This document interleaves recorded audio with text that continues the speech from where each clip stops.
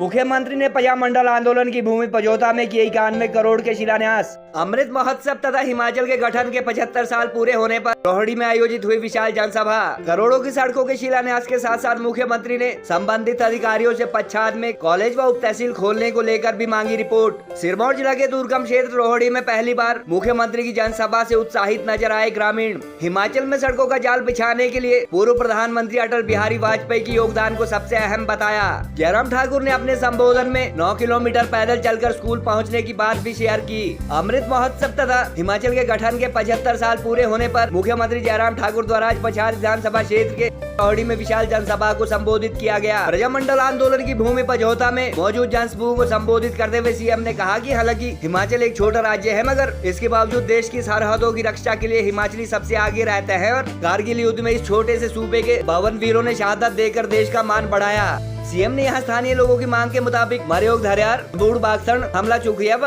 टिक्कर देवथल सहित करोड़ों की लागत से बनने वाली दर्जन भर सड़कों का शिलान्यास किया और दारा कॉलेज तथा क्षेत्र में एक सब तहसील की मांग को लेकर संबंधित अधिकारियों से रिपोर्ट तलब की। हिमाचल के गाँव-गाँव में आज सड़कों का जाल होने के पीछे सीएम ने पूर्व प्रधानमंत्री अटल बिहारी वाजपेयी का सबसे अहम योगदान बताते हुए कहा कि सूबे में वर्तमान में मौजूद 40,000 किलोमीटर के करीब सड़कों में से आधी अथवा लगभग 20,000 किलोमीटर श्री वाजपेयी के प्रधानमंत्री कार्यकाल में ही बनी है। पीएम मोदी के कुशल व मजबूत नेतृत्व की सराहना करते हुए उन्होंने कहा कि आज एक ग्लोबल लीडर के रूप में प्रधानमंत्री जहां दुनिया के सबसे पॉपुलर लीडर है, वही स्वदेशी एयरक्राफ्ट कैरियर INS विक्रांत को उतारने जैसे कई महान कार्यों से आज देश की साख दुनिया भर में बढ़ी है। जिला के इस दूरदराज क्षेत्र के ग्रामीणों से अपने अनुभव शेयर करते हुए सीएम ने कहा कि उन्होंने गरीबी व कठिनाइयों को नजदीक से देखा है और बचपन में 9 किलोमीटर पैदल चलकर वह स्कूल पहुँचते थे। हिमाचल के गठन के 75 साल पूरे होने अथवा अमृत महोत्सव सिरमौर में आयोजित होने वाला यह आखिरी कार्यक्रम है और इससे पहले नाहन, पांवटा, शिलाई व रेणुका जी में उक्त कार्यक्रम हो चुके हैं। मुख्यमंत्री के इस प्रवास के दौरान उनके साथ प्रदेश भाजपा अध्यक्ष सुरेश कश्यप, ऊर्जा मंत्री सुखराम चौधरी, पच्छाद की विधायक रीना कश्यप, सिरमौर जिला परिषद चेयरमैन सीमा कन्याल तथा DC वाजपेयी सिरमौर सहित जिला के कई वरिष्ठ भाजपा नेता व अधिकारी भी मौजूद रहे। सड़कों का जिक्र करते हुए इस बात को मैं जरूर कहना चाहूंगा कि अगर आज गांव-गांव में सड़कें पहुंची, सड़कें पहुंच करके पक्की हो गई, लोगों का पीठ का बोझ उतर करके जो है उतार करके फेंक दिया गया, उसमें सबसे बड़ा योगदान पूर्व में जो प्रधानमंत्री रहे अटल बिहारी वाजपेयी, उनका योगदान रहा है सबसे ज्यादा। क्योंकि 40,000 किलोमीटर सड़क,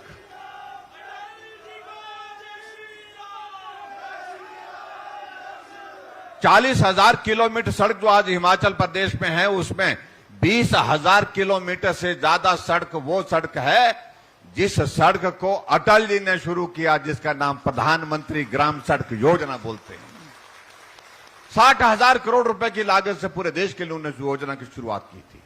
बहुत लंबे अरसे के बाद भारत की एक आवश्यकता पूरी है कि जिस तरह का मजबूत नेतृत्व भारत को चाहिए था, वो नेतृत्व आज नरेंद्र भाई मोदी जी के रूप में आज प्रधानमंत्री के नाते काम कर रहा है। भारत की एक अलग पहचान बन गई। अंतर्राष्ट्रीय मंचों पर आप जाकर के देखेंगे कि एक दौर ऐसा था कि अंतर्राष्ट्रीय मंच पर भारत कहां खड़ा है इसको ढूंढना पड़ता था, लेकिन आज अंतर्राष्ट्रीय मंच पर पूरा दुनिया का नेतृत्व भारत कहां खड़ा है उनके पास मिलने के लिए आता है, मोदी जी की एक झलक लेने के लिए आता है। ये अंतर है। और ऐसे नेतृत्व को हमको मजबूत करना भाई, एक ऐसा नेतृत्व जिनका हिमाचल के साथ एक ऐसा रिश्ता है,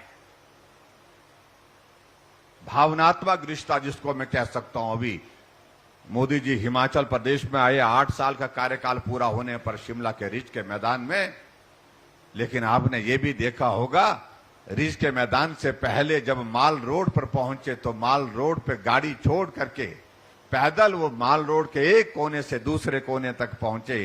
देश के लिए लड़ने की अगर बात आती है, सबसे पहला मेरा हिमाचल का सैनिक जाकर के सेना में आगे बॉर्डर पर सामना करने के लिए खड़ा होता है।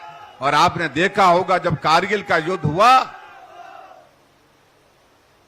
जहां भारत के और प्रदेशों से भी सैनिकों ने उसमें काम किया, अपने जीवन की कुर्बानी दी, तो हिमाचल प्रदेश, छोटे से इस प्रदेश के भी 52 सैनिकों ने अपने जीवन की कुर्बानी दी। आप सबके आशीर्वाद से मुझे हिमाचल प्रदेश का नेतृत्व करने का मौका मिला इस सरकार का। आदरणीय प्रधानमंत्री, गृह मंत्री, पार्टी के हमारे राष्ट्रीय अध्यक्ष जगत प्रकाश नड्डा जी, सब लोगों का आशीर्वाद रहा और हिमाचल प्रदेश की जनता का भी बहुत बड़ा आशीर्वाद रहा। मैं एक साधारण परिवार से, मेरी कोई पृष्ठभूमि राजनीतिक नहीं है, ना कोई आर्थिक दृष्टि से ऐसी पृष्ठभूमि है कि मैं ऐसी जगह पहुंच सकता था। गांव में रहने वाला, 9 किलोमीटर जाता था स्कूल, 9 किलोमीटर आता था, 18 किलोमीटर का सफर में स्कूल के समय करता था, स्कूल आने जाने के लिए। हमारे कुछ नेता बड़ा कहते हैं ये पहाड़ देखने में सुंदर लगते हैं, देखने में तो सुंदर लगते हैं, लेकिन सुंदरता के साथ साथ में इन पहाड़ों की पीड़ा को तभी समझा जा सकता है, इन पहाड़ों में रहने वाले लोगों की पीड़ा को तभी समझा जा सकता है जब ये पहाड़ आप चढ़ करके पार करते हैं और उतर करके नीचे पहुंचते हैं, तब मालूम पड़ता है सुंदर तो है, लेकिन ये पहाड़ किस तरह का जीवन हमको सिखाता है। पूरे देश भर में कांग्रेस समाप्त हो गई। उत्तर प्रदेश में 400 सीटों पर चुनाव लड़े थे, 367 पर जमानत जब्त हुई, 2 सीटें आई।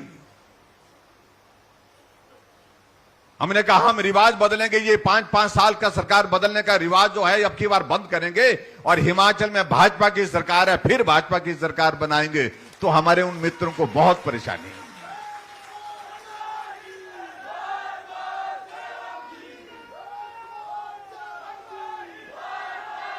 और हमने कहा उनको, हमने कहा ये रिवाज की बात तो हम तो कह रहे हैं, लेकिन पूरे देश ने तो रिवाज बदल डाला है। हमारे सामने जहां उत्तराखंड सिरमौर के साथ लगता है, 5 वर्ष भाजपा की सरकार चली और 5 वर्ष भाजपा की सरकार के बाद फिर जब चुनाव हुआ तो पहली बार कोई सरकार 5 वर्ष का कार्यकाल पूरा होने के बाद फिर सत्ता में आई, यानी कि रिवाज बदल दिया। उत्तराखंड वालों ने भाजपा की सरकार फिर सत्ता में लाए। उत्तर प्रदेश में चुनाव हुआ, पिछले 37 वर्षों से हर बार सरकार बदल जाती थी, 5 वर्षों के बाद सरकार बदल जाती थी, लेकिन अब की बार रिवाज बदला। योगी जी थे, योगी जी फिर से मुख्यमंत्री उत्तर प्रदेश के बन गए। आज हिमाचल की जरूरत है हम मजबूत नेतृत्व, नरेंद्र भाई मोदी जी के हाथों को उनको और मजबूत करें। इसलिए भाई और बहनों ये बहुत आवश्यक है। लेकिन जब हम ये रिवाज बदलने की बात कहते हैं तो हमारे कुछ मित्रों को बहुत परेशानी होती है, ये तो बड़े बड़े लोग नहीं कर पाए। हमने कहा ये बड़े बड़े लोग कौन थे भाई? लोग तो लोग होते हैं, बराबरी होते हैं। किसी का ये होता कि कुछ 5 फुट होते हैं, कुछ 5 फुट 7 इंच होते हैं, 8 इंच होते हैं। ऐसा तो है नहीं कि 20 फुट का कोई बड़ा आदमी होगा तो उसको ही बड़ा बोलेंगे। आपके खली साहब है यहाँ थोड़े। हमने कहा ये बड़े का मतलब, तो कहा कि राजा साहब 6 बार मुख्यमंत्री रहे लेकिन सरकार वो भी नहीं बना सके, बोलते दोबारा बोलते हैं जयराम तो किस खेत की मूली है। मैंने कहा ये तो बड़ी अच्छी बात कही भाई। हमने कहा कि सारे काम बड़े आदमी से नहीं होते हैं, कुछ काम छोटे आदमी से भी होते हैं। इस छोटे आदमी ने हिमाचल प्रदेश में 7 लाख लोगों को पेंशन शुरू की, बुजुर्गों को पेंशन शुरू की, और वो जो बड़े लोग थे उनके जमाने में मात्र 4 लाख लोगों को पेंशन मिलती थी। वो 400 करोड़ रुपए खर्च करते थे पेंशन पर, हम 1300 करोड़ रुपए खर्च कर रहे हैं पेंशन पर। मैं छोटा हूं लेकिन उनसे ज्यादा बड़ा काम हमने किया है। जहां माताएं बहनें बैठी हैं, हर घर में गैस का चूल्हा पहुंचना चाहिए। इसके लिए आदरणीय प्रधानमंत्री जी ने पूरे देश भर में उज्ज्वला योजना की शुरुआत की। मेरे पास कुछ महिलाएं आई और उनने एप्लीकेशन लिख करके दी, मुझे कहा कि हमको भी गैस चाहिए। हमने कहा गैस मिल रही है ना, आपको भी मिल जाएगी। बोलते जी हमको बताया गया, हम गए थे, हमको कहा कि आपको गैस नहीं मिल सकती है।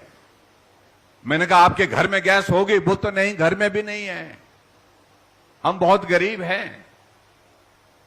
फिर मैंने अधिकारियों को कहा कि ये कौन लोग ऐसे जिनके घरों में गैस नहीं है, तो मालूम पड़ा कि उज्ज्वला योजना के अंतर्गत 1,37,000 कब्र हिमाचल प्रदेश में परिवार कब्र हुए, लेकिन बहुत सारे लोग ऐसे रह गए जो उस क्राइटेरिया में नहीं आ पा रहे थे। तो हमने हिमाचल प्रदेश में गृहिणी सुविधा योजना की शुरुआत की। एक भी घर नहीं छोड़ा हिमाचल प्रदेश में गैस के चूल्हे के बिना, हर घर में गैस का चूल्हा पहुंचाया।